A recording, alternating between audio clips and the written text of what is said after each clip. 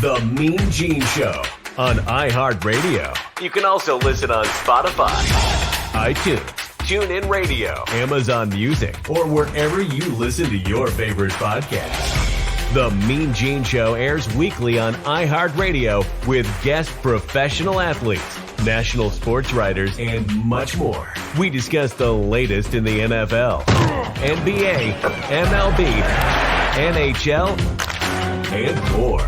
Here's your host, Mean Gene.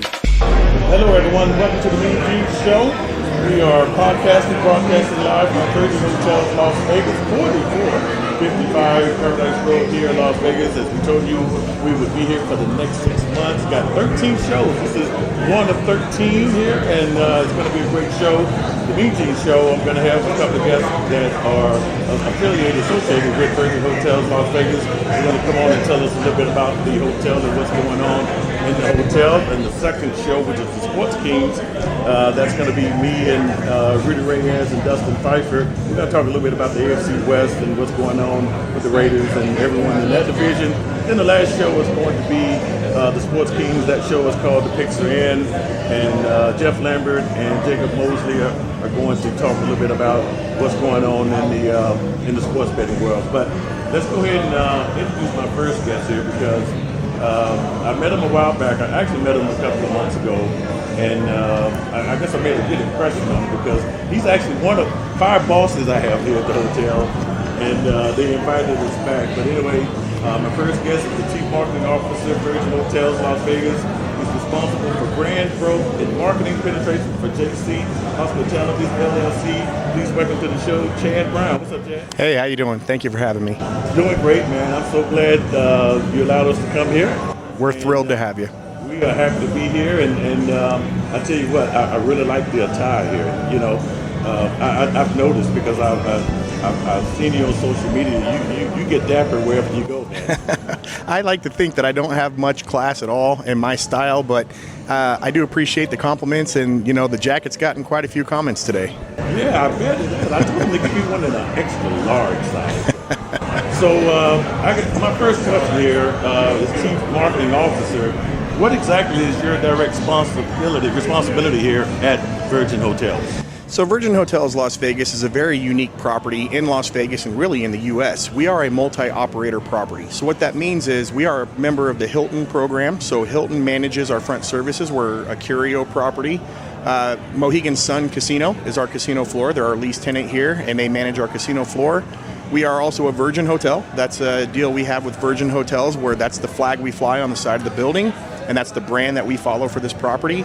And AEG manages our theater, and they're one of the largest entertainment companies in the world. So my role here is really to manage the operators, this multi-operator system, to make sure everybody's moving in the same direction, that we're not sending competing offers out through the different databases that are available to this property, to make sure we have a singular brand message and brand statement out in the market, and really to show that we're providing a level of guest service that's consistent across the entire resort.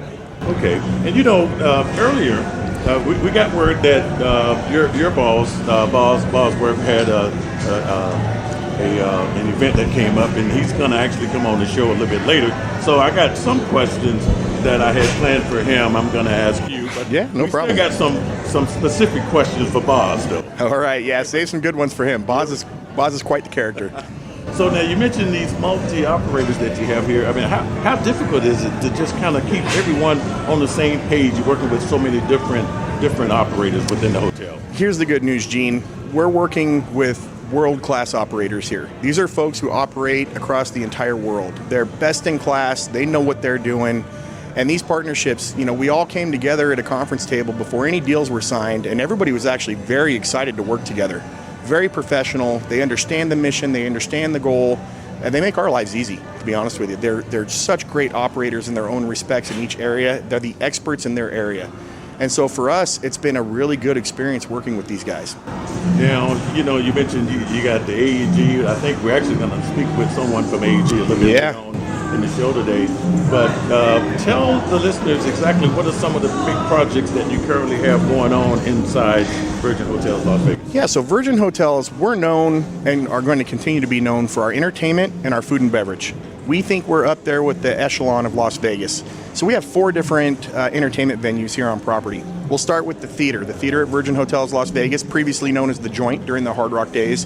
4,800 seat theater. We get some A-act entertainment, A-level entertainment in there. We've got tonight, as a matter of fact, we've got Taking Back Sunday and Third Eye Blind. So excited for that show tonight. We also have the event lawn. So where Rehab Beach Club previously sat at this property, for some of your listeners that may be familiar with Hard Rock, we actually filled that entire pool in, and we built an outdoor amphitheater. And so we can get 2,000 people out there, and we have a concert series kicking off August 19th with Thievery Corporation out there. So you're watching concerts under the stars. It's a beautiful set out there on the grass with cabanas. It's absolutely gorgeous. We also have 24 Oxford, a little bit smaller, a little bit more intimate venue in there where we can seat up to 750 people. We have an emo night tour in there tonight, which is a really cool DJ mix set that we do, dance set, and that's been one of our more popular acts in there that comes back over and over. And then we have Elia Beach Club. And Elia Beach Club is our day club, a brand new day club we built. It's Mykonos themed, outdoor, beautiful blue waters, all sand beaches in our pools here. And we have big entertainment out there. As a matter of fact, we had a Snoop Dogg residency out there this year. We've got some top-level talent coming in this weekend, Friday, Saturday, and Sunday. And we have everything from DJs to Latin music out there. We do country days out there as well. So we have a very diverse lineup of music here, and music and entertainment. We have stand-up comedians that perform here all the time. We have Nikki Glaser coming. We've got all kinds of diverse entertainment, and we couldn't be more excited because it's really important to both the travelers to Las Vegas to have that unique experience here, but it's also very important to the locals. This is a great place for locals because we're located just off the strip with very easy access in and out. And, Gene, we don't charge for parking here, and the locals love that. You know, I didn't realize how big that was until people told me, like, okay, you try to park at some of the other places here in Las Vegas, and you're going to have to pay a little bit. Not to mention to pay to have fun, but here you have a nice, 5-floor level? Yeah, well, we have 2 different garages. We have a garage off of Paradise Road with 7 floors, and then we have a garage off of Harmon Road with 5 floors. Okay. So plenty of parking for all the different entertainment and food and beverage options we have here. Absolutely. Folks, I have to just, in my own words, I probably can't explain this place like Chad or even, Mr. Boz when he comes on the show, but I can tell you, my first time, and I shared this story with you and Ed. My first time in this hotel, I walked in, I came through those doors, and we got the lobby right here where folks are checking in at, and I walked in and I was like, oh my goodness, what did I just walk into? And I believe, I was staying over at the Opal Tower, which was, a nice little walk. I just didn't realize how big this place was. This place is like the size of an airport. It's a big footprint. We do have 3 different towers here. The Opal Tower, the Canyon Tower, and the Ruby Tower. We have multiple entrances into the property. It is a large space here, it really is. And with the entertainment venues I mentioned, we have 12 restaurants on property here. It's a bit expansive, but in Vegas standards with these giant mega resorts, we're a little bit more intimate. We are a true lifestyle brand here, which is very hard to accomplish when you have 1,500 rooms, 12 restaurants, multi-venue operators here. But I think our partnership with Virgin Hotels, the architecture of the property, the thought and the detail that went into it, the level of service that you get here, and that a consistent service standard. For me, I've worked at many, many resorts over 23 years across Las Vegas Boulevard. This is the only true lifestyle resort of this size that I've ever worked for. And you can feel it when you walk in, to your point. You're absolutely right, because from the moment, even, when I came here a couple of months ago for the first time, everyone goes out of their way to make you feel comfortable. And it's not just like that one-time thing. It's throughout your entire stay. It's every day. There's always new faces here. And I wanted to give your staff a compliment that work directly with you, your marketing team. Great folks, Ann and Christina. They have just been absolutely marvelous. But you guys really, really, really do a great job of just keeping this place together for it to be so big. So I got to ask you another question. So you talked about some of the events with AEG. Let's talk about some of the restaurants here. How many restaurants do you have on site? We have 12 total restaurants here. We think we can align with just about any property in Las Vegas with the type of food and beverage we offer here. We've partnered with the Morton Brothers, famous Morton Brothers on One Steakhouse. They were here before under a restaurant called MB Steak. Very, very wonderful steakhouse we have available here, top notch. we've partnered with Chef Todd English, and we've brought olives back. If you remember, olives was a staple at Bellagio during, the 2000s, and we've brought Todd English back, and we've revitalized that olives brand, and we're really excited about that. We partnered with Nicky Mathers out of Southern California. He's got Nicky Beach, Elefante, maybe familiar with some of those restaurants and nightlife areas. We've opened Cassie Beach House here, and it has been an absolute shining star for this property. It's one of the larger restaurants we have on property. It's indoor-outdoor, so it faces out to the pool. We've got Tao Group. We partner with them as well, and they manage Casa Calavera, which is our Mexican restaurant we have here, which is really good. Street tacos. I believe maybe we had a chance to try that out. And listen, Nobu came back. This is the original Nobu in Las Vegas. They've signed another agreement to stay with us. We've made some enhancements to the restaurant, and they just fire on all cylinders. And we have a couple other great restaurants. We have a restaurant called Night and Market, and it's labeled Thai drinking food. They won Best Thai Restaurant in Las Vegas. Okay. Then we have, Pizza Forte by the Ferraro brothers, wonderful pizza place here on property. We've got an ice cream parlor that serves ice cream like you've never seen before called After's Ice Cream, and they're out of Southern California as well, and they're doing ice cream between cookie sandwiches, and they've got a donut ice cream concoction in there that's just absolutely amazing. It's not good for my waist. It's not. Well, and they actually play off of that, which I think is pretty cool. They talk about the undiet food that they have in there, but it's a treat, right? It's spectacular though, and we've got all different types of things throughout the property and different options for different folks that want to come in. We do have a 24-hour cafe as well, the Kitchen at Commons Club. That is a Virgin brand restaurant that's in there, and that is a UK fusion with US food. Great portion sizes, really, really hearty food in there. I try not to go in there too much because, like I said, the portion sizes are quite healthy. Yeah, absolutely, folks. And I got actually another question too about it. I noticed that some of the themes here, as far as the name of the restaurants and perhaps some of the other venues, seems to have like a British type of connection there. Was that by design? Yeah, absolutely. So we are Virgin Property, and we are part of the Virgin family of brands under Richard Branson. Richard Branson being from the UK, and so we do play a lot off of UK, a lot with the type of naming conventions we have. Our restrooms are sirs and hers, some witty stuff like that. Our restaurants like Commons Club comes from Virgin as well. A lot of the naming conventions that we have in here are made to be that British witty attitude. It's fun, it's whimsical, but it's respectful, and it's just a lot of fun. Take me back to a tough time before you got everything going and everyone was dealing with COVID-19. How much of an impact was that on Virgin Hotel? It's an interesting story with this property, and I want to give Boz a tremendous amount of credit because he is a visionary. We closed this property February 3rd of 2020, the day after the Super Bowl. It was a planned closing. Our employees knew we were closing. They knew a year in advance.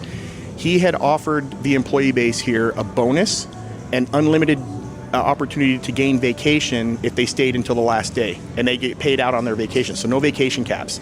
We had a 90% retention rate that stayed here until the very last day. That was February 3rd, 2020. So they got a bonus, they got paid out all their vacation, and they were able to apply for unemployment while we were under construction as part of that plan. COVID hit March, the next month. The entire city shut down. I've never seen it before. I've been here my entire life. You would have never convinced me that could happen either. The employee base here was set already. They were already set up. They were well taken care of. We didn't know that was going to happen, but the timing was incredible. And, we went under construction. We had a very, very small skeleton crew here on property. We worked from home as much as we possibly could to be respectful for what was going on with the pandemic. And I'll tell you, we got hit pretty hard with logistics. We didn't expect that either. So getting things like bathtubs into the property, getting beds, getting pool furniture, became an enormous task to get some of that in because of what was happening around the world. Right. But we were able to do that. We were able to open March 25th of 2021. We did open with 50% capacity.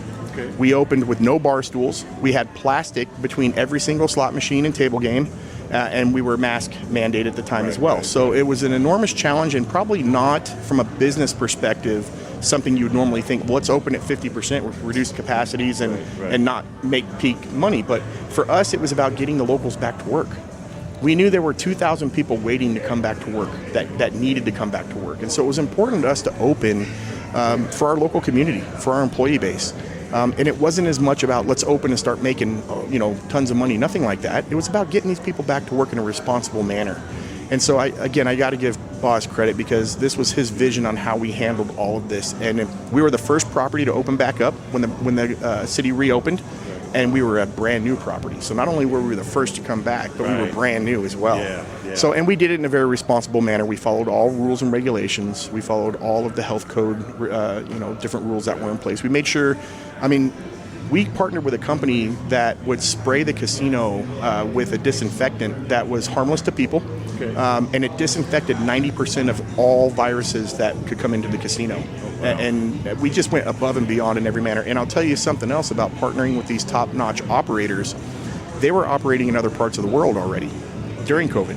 And so what we did is we sat down as a committee with each one of our operators together and we said, what are the best practices you've put in place for COVID? We don't need to just follow what Hilton's doing. We're not going to follow just what Virgin's doing, just what Mohegan's doing. We want the best of what all of you are doing, and we're going to incorporate that here and make this one of the safest places to come have some fun in a responsible manner.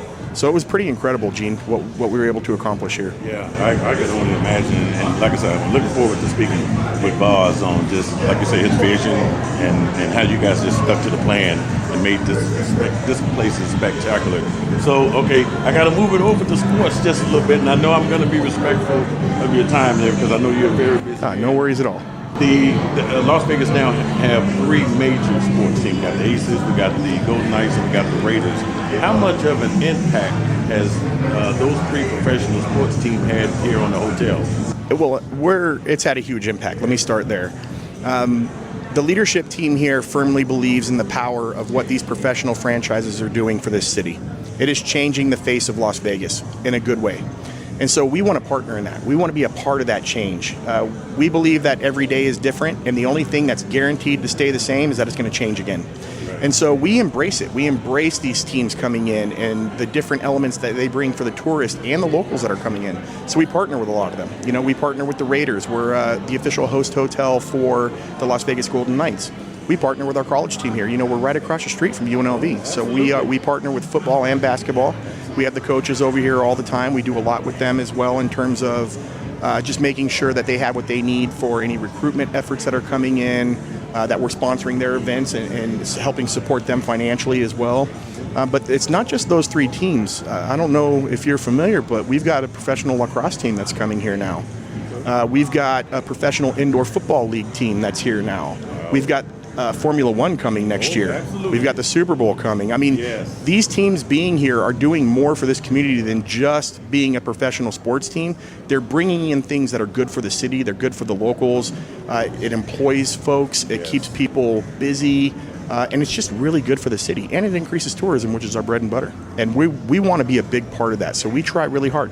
Gene, it's the reason we have you here today. We want to partner with folks like you to bring sports content, to bring that awareness to this property and to the guests of this property. Hey, absolutely. I tell you what, you hit the key word there when you said Super Bowl. Super Bowl in Las Vegas was something, 10 years ago, no one could imagine. No. You guys are already getting traffic just because people want to be here, in Vegas, part of the Super Bowl. But is Virgin Hotels Las Vegas planning on doing anything spectacular that you can tell us about for Super Bowl, what is that, 58, 57? Yeah, I know it's in 2024. Yeah, I get lost on those Roman numbers, but I know it's 2024. So you got to be planning something big because this town is going to be unbelievable. We saw that with the NFL draft. Yes, sir. Yes, sir. And we had the Pro Bowl, and it was just announced we have the Pro Bowl again next year. Great things happening in this town. So yes, we plan to have an impact and a presence for Super Bowl. We do in this city, we have a Super Bowl host committee that's been formed from the Las Vegas Convention and Visitors Authority. They have employed a full team for a host committee that will manage all of the different elements of Super Bowl. I've had several meetings with them. We are working through some details. What I can share with you, Gene, is that at this property, we don't look to just slap our logo on a board outside of an arena or inside the arena. We look to partner. I want true partnerships, long-term value partnerships.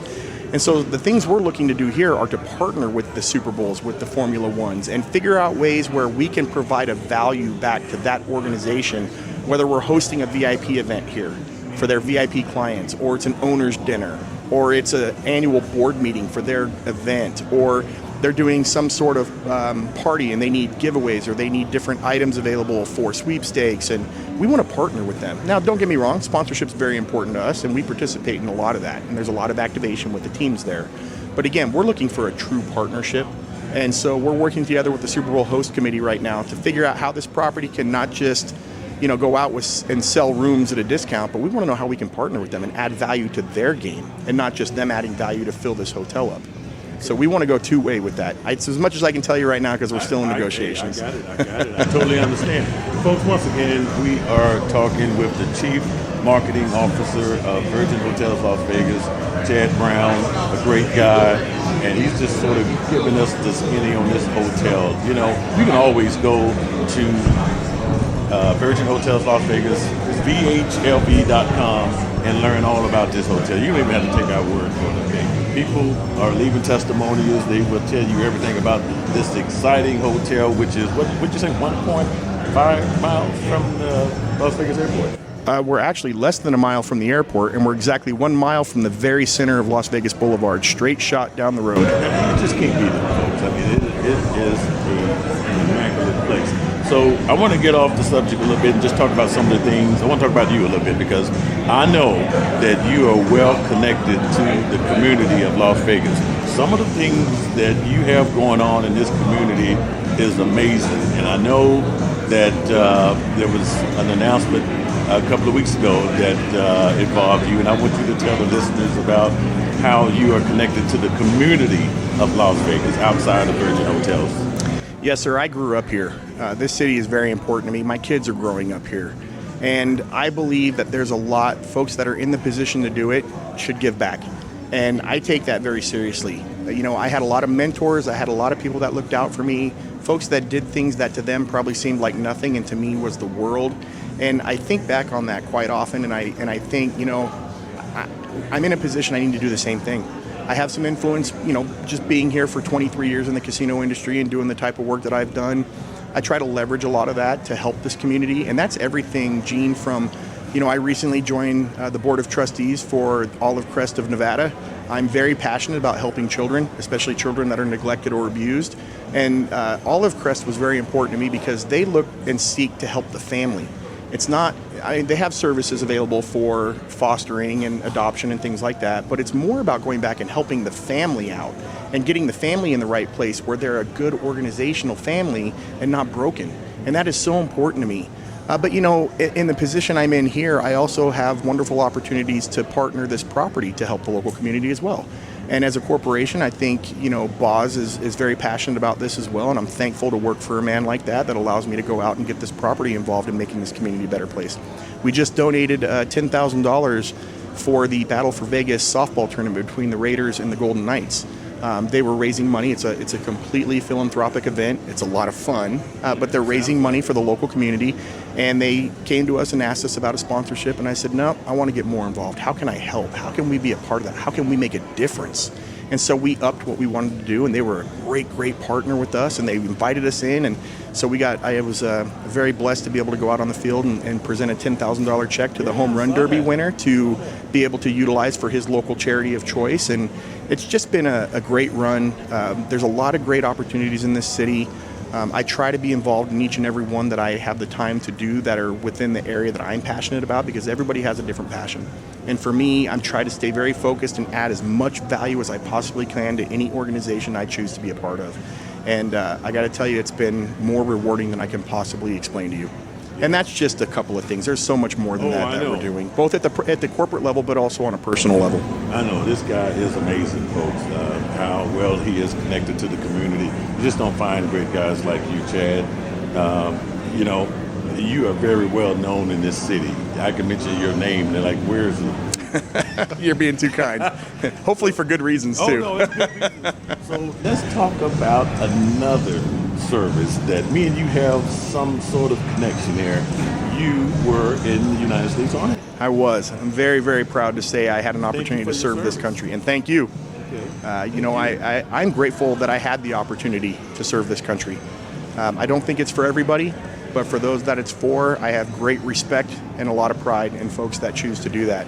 We enjoy the freedoms of sitting here right now on these microphones in this beautiful lobby with all of these folks that we're looking at right now that are coming here to have such a wonderful time, you know, safe, free.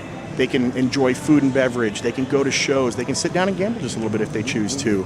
And it's because of folks like you who've served our country that have provided that freedom. And I mean, I can't talk enough about it. I'd love to take my jacket off and show you the grunt style shirt I got on right here with the American flag on the sleeve. And yes, I served in the United States Army, and it's been a lineage in my family. My grandfather served in World War II. My father served in Vietnam. And I waited a little bit longer. I didn't go into the service right out of high school. I actually went to college first, got 1 degree, and then went into the Army from there at 22 years old. Spent 4 years in the Army, did some amazing things, and then came back out and went back to school and got 2 more degrees. So it was a I don't regret a single minute of it. It was hard. I enjoy that it was hard. It gave me discipline. It opened my eyes to the world. You know, I was stationed overseas for over a year on the DMZ in Korea, and nothing makes you realize the rest of the world doesn't live like we do until you go experience it. And then you realize this isn't how the rest of the world looks, you know, and we are a blessed nation. And to see the freedoms and the opportunities we have here and then go back somewhere like that and see how they live, and they're, you know, it just opened my eyes. It matured me quite a bit, right? And honestly, that's what's helped guide me and shape me into the person that wants to give back as well. Absolutely, and that is just great stuff, folks. I tell you what, now, did you ever imagine when you was in that foxhole over there in Korea that you would be running a very successful hotel like this? I did not. My father, as I mentioned, I grew up in Las Vegas. My father was the chief superintendent for MeanGene Contracting, which during that time was one of the largest contractors in town. He built half these hotels in Las Vegas. And a funny story I like to tell, when I was a young boy, they would have what they call in Las Vegas topping off parties. So when they finished the very top floor of the resort that they were working on and put that top level on, they would hold a party for the construction workers, and they called it a topping off party to celebrate the fact that they topped off the resort. My father would bring me to those topping off parties, and you know, he was the guy who had the golf cart that could drive through the hotel during construction and everything. And he would, in probably about 7 different hotels on the strip, some of them I've actually worked at, when they opened, right before they opened, he would take me into the president's office, and he'd tell me to sit down at that desk, and he'd say, "Son, someday that's going to be you." And I thought, I don't know if I'm moving out of Vegas. I'm going to go do something else. I'm going to own a business or work, you know, be a professional athlete, or, you know, kids, right? And so when I went off to the service, I never imagined I would be back in Las Vegas. It wasn't my plan. I never thought I would be in the hospitality industry. I was actually looking at food and beverage industry at the time, and not as a chef, but more as an operator. And it was a sheer accident that I ended up back in Las Vegas after the military, and I took a job. I just needed a job. I didn't have anything lined up here. I actually had everything lined up in Chicago to run a taco company there, and I got accepted into Aurora University. I bought a house out there, and through some unfortunate circumstances, decided very last minute when I got out of the military, I'm coming back to Vegas. And so I worked for a gaming manufacturer who said, "We don't have much, but we'll pay you $8.50 an hour to work on this currency handling equipment." And I said, "Sure, I'll learn that until I'm going back to school anyway." Well, this is really interesting, Gene. I went back to school. I had a liberal arts degree already, and I was going back to school at UNLV for marketing. When I started working for this company, they would manufacture and OEM currency handling equipment before there was any tickets that went in and out of the machine. It was all coin. They did coin wrappers, coin scales, soft money counters, count rooms, all of that. And they had no marketing. None. They didn't have a website. They had no sales collateral for the machinery they sold. And so I went in and I started off as a mechanic on some currency handling equipment for about 2 weeks. They knew I was going to school for marketing. I said, "Guys, you could probably increase your sales if you had a website. Let's build a website. Hey, we need some sales collateral here so your sales team can go out and actually sell this equipment." And I created a whole advertising and media plan for them, and I turned it all in as my assignments in school. And so they made me the marketing manager there very quickly. And I got to know a lot of the folks in the casino industry because we serviced all of their equipment. So we were one of the major companies in town that serviced all the currency handling equipment at each of the casinos. So I made a lot of contacts over the 4 years that I worked for that company. And I had a friend at Treasure Island who got promoted over to New York, and she was the internet marketing manager at the time. And she said, "Chad, I'm moving over to New York. Are you interested in this position?" And I said, "Yes, I would love to work for the casinos instead of market to the casinos." Okay. And they brought me in as the hotel marketing manager. By that time, I had my marketing degree, and I was working on my master's degree. And my career just took off from there. I spent 15 just absolutely amazing years with MGM Resorts. I was at Treasure Island. I was the director of marketing at Bellagio for about 4.5 years, moved over as the executive director of marketing for Mandalay Bay. I opened Delano Hotel, moved over and was the vice president for Luxor and Excalibur, and then I moved over to corporate MGM Resorts and was the vice president of marketing operations for all U.S. properties before I came over here. And, just the opportunities that were afforded to me, Gene, to open restaurants, to open nightclubs, to book entertainment, to market all of these things and create brand campaigns and bring new products to the market for people to enjoy has become such a passion of mine. I've stayed with it. And so I never imagined I would be in hospitality when I was sitting over on the DMZ pulling guard duty at 2 o'clock in the morning in 20 degrees below zero weather. Never even crossed my mind I would be in Las Vegas working in hospitality. But man, God's got a plan, and I followed it. He does have a plan. I tell you what, it has been an absolute pleasure, Chad, talking with you, and I look forward to our partnership, but we are so happy to be here at Virgin Hotels Las Vegas, and we're going to let you go ahead and get some work done, because I'm going to try to talk my friend out of a steak here. Oh, I tell you what, you got one of the best coming on, Chef Patrick. I don't mean to give away your next guest, but he's one of the best in the business. I'm going to try to do that. So, folks, we're going to take a break, and when we come back, we are going to interview some more great people here at Virgin Hotels Las Vegas. You're listening to the MeanGene Show right here. We're streaming on Podbean Live, and we will be on iHeartRadio. Don't forget to check out the podcast. If you can check it out on iHeartRadio or wherever you listen to your podcast. We'll be right back. And we are back once again. We are still broadcasting from Virgin Hotels Las Vegas. This is the MeanGene Show. We're at 4455 Paradise Grill here in Las Vegas as part of our sports entertainment package with Virgin Hotels Las Vegas. We're going to be broadcasting here, podcasting here for the next 6 months. Go on our Facebook page, Sports Kings Podcast. You can see the dates that we're going to be here. We just got through talking with, in the last segment, the Chief Marketing Officer of Virgin Hotels Las Vegas, and that was Chad Brown. And I have another guest. We are going to have someone from Virgin Hotels Las Vegas, all of the restaurants, all of the entertainment venues. Someone is going to be able to represent them and just tell you a little bit more about this hotel that he is now. The next guest attended Culinary Institute of America, where he obtained a degree in culinary arts at Hyde Park, New York. He's now the executive chef here at One Steakhouse here inside Virgin Hotels Las Vegas. Please welcome to the show, Patrick Munster. How you doing, sir? I'm doing fantastic. Thanks for having me. Man, you look very young here. It's a pleasure to have you. You look really young here. When did you start doing this? When you was 12 years old? I'm actually 43 years old. I got a little baby face. But yeah, I started when I was young. First job that I could get in the kitchen. Just start cooking away. I tried to find the best restaurants in St. Louis. That's where I'm from. Okay. And I tried to find the best restaurants, and I tried to work in those. And the bug bit me, and I was like, I want to open a restaurant one day. I want to work in the best restaurants I can, and this is my passion, and here I am. So now I gotta admit, when I saw you standing there and I didn't see one of them juicy steaks in your hand, I was a little disappointed. They told me you was gonna be here, at the bottom of the hour, and I'm like, okay, I'm getting kind of hungry. I'm right around the corner. You know where to find me. I'm right around the corner. So what exactly is the responsibility for an executive chef?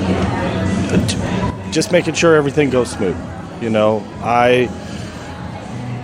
I kind of love to be a part of the front of the house.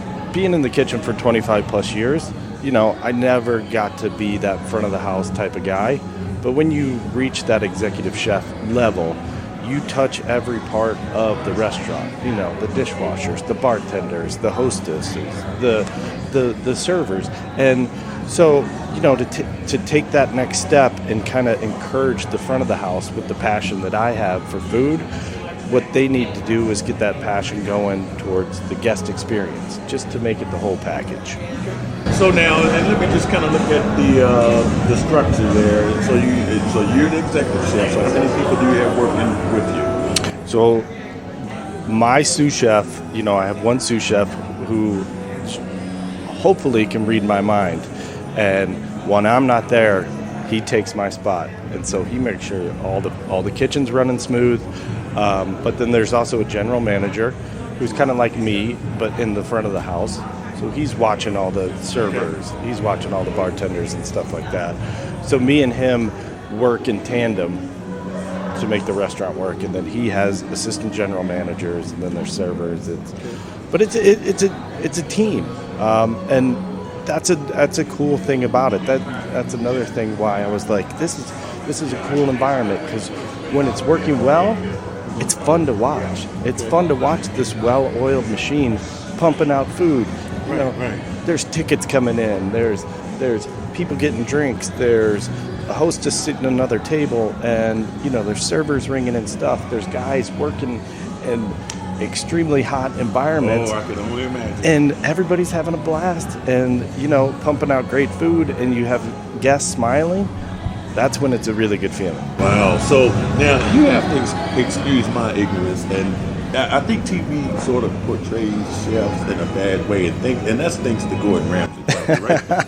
Because everyone has this impression that you guys are yelling at people, you're pissed off most of the time, you're slamming things down. Is that true or not true? It's not. I've been in those types of environments with chefs that are like that, and to me, it didn't work.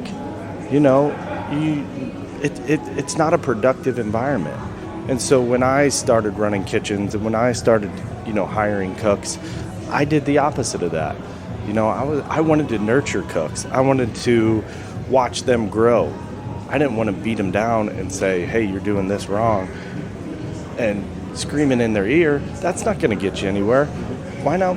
Let's sit down. Let's talk about it. Let's do it together, and let's figure out the right way to do it. And I've been successful running the kitchen like that.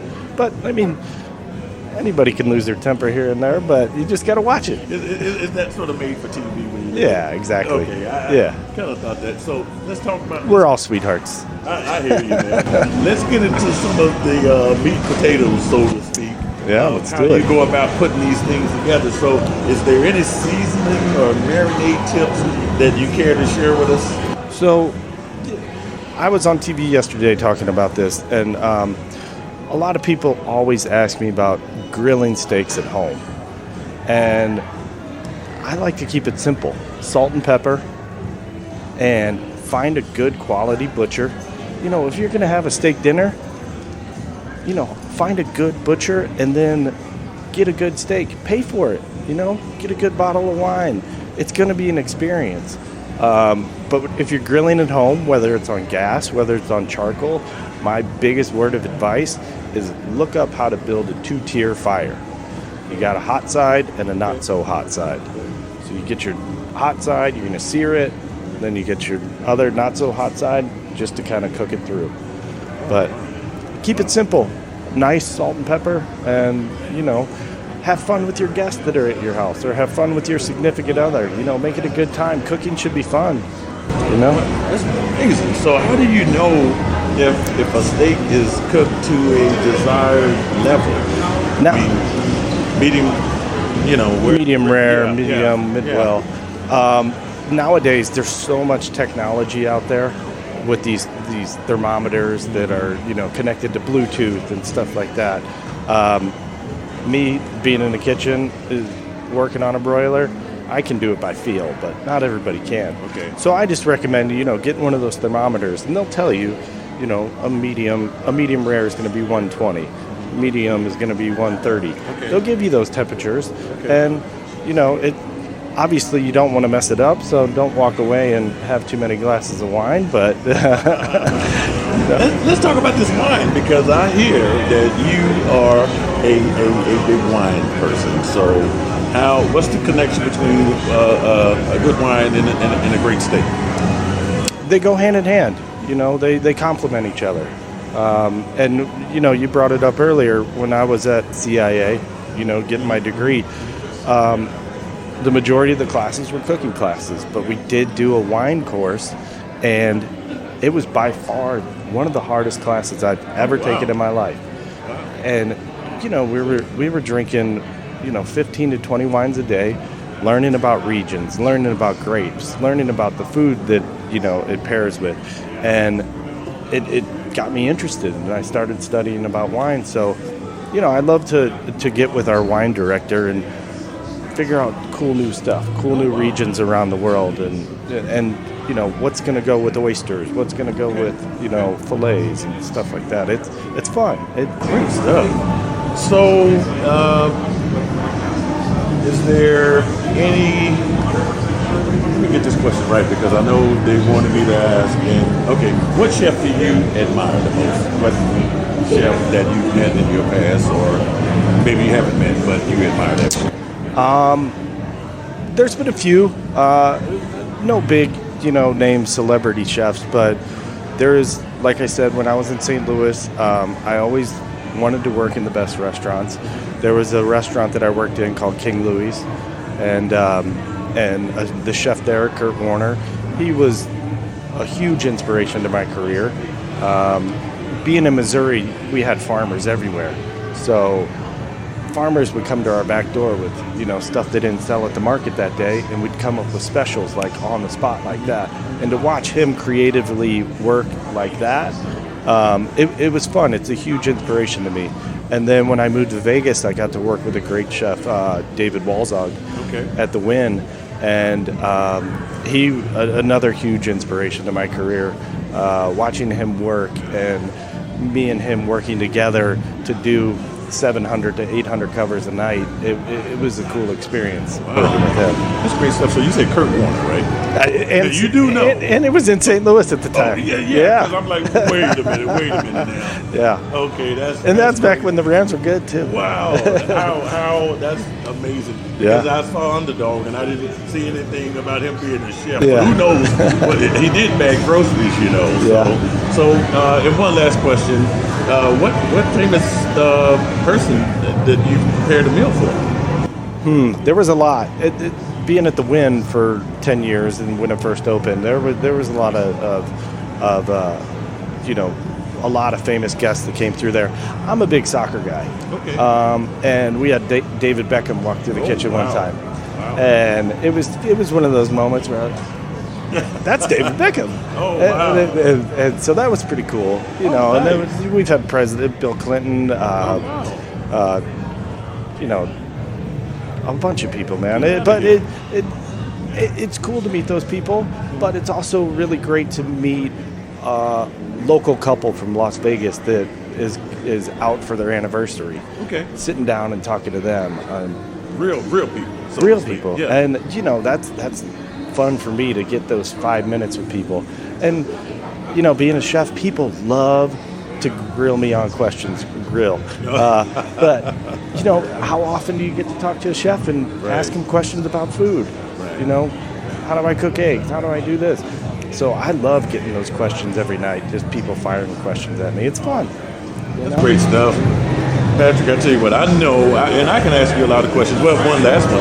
Now, Lil Birdie told me that the owner of the Las Vegas Raiders, Mark Davis, likes to hang out in your steakhouse. Loves it. What? Loves it. Are you serious? Mark Davis So he's been here more than once. Oh, yeah. He actually has a special menu that me and him kind of created together. Yeah. He loves New York strip steaks, and he likes it cooked a certain way, and he likes his char on his steak. Really? Yep, he loves it, charred all the way around. He's a big fan of the Caesar salad we have. He's been great to the restaurant since day one. Oh, man, that is so great to hear. Well, I tell you what, we're going to let you go back and get ready because I think dinner is coming up for people here. We see there's a nice line of folks here checking in. Yeah, it's good to see. You might have a busy evening in the kitchen, so I want to thank you, Patrick, for coming on the show, and maybe we get you back on as we get closer to the Super Bowl, which maybe there's like a special menu we can talk about then. Oh, that'd be fantastic. As we get And ready. like I said, when you want that steak, you know where to find me. I will, folks. Patrick Munster, executive chef here at One Steakhouse, which is located inside Virgin Hotels, Las Vegas. My second guest here on the MeanGene Show. We're going to take another break and close out the show and get ready for the next broadcast. So we'll be right back after this word. All right. right, there you have it, folks. That is going to wrap things up for our first official MeanGene Show at the Virgin Hotels Las Vegas, 4455 Paradise Road. I'm going to keep saying that until you come down here. Check out one of our live shows here. We had a great show here for our debut opening at the Virgin Hotels Las Vegas. Earlier on the show, we had Chad Brown, who is the Chief Marketing Officer for the Virgin Hotels Las Vegas, and you just heard my conversation with the Executive Chef. And I tell you what, Patrick Munster, that is his name, Munster, because I thought it was Munster, but he said, no, it's just like the Monster.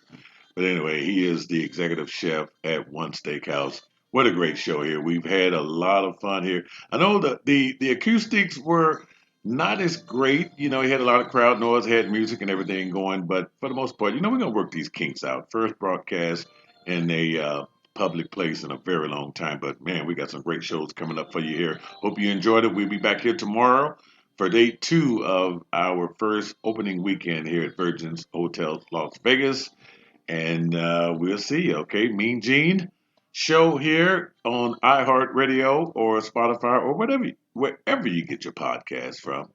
And of course, we were trying to stream live on Facebook. I think that went well. I haven't seen any of the videos, but I will a little bit later. So enjoy your day.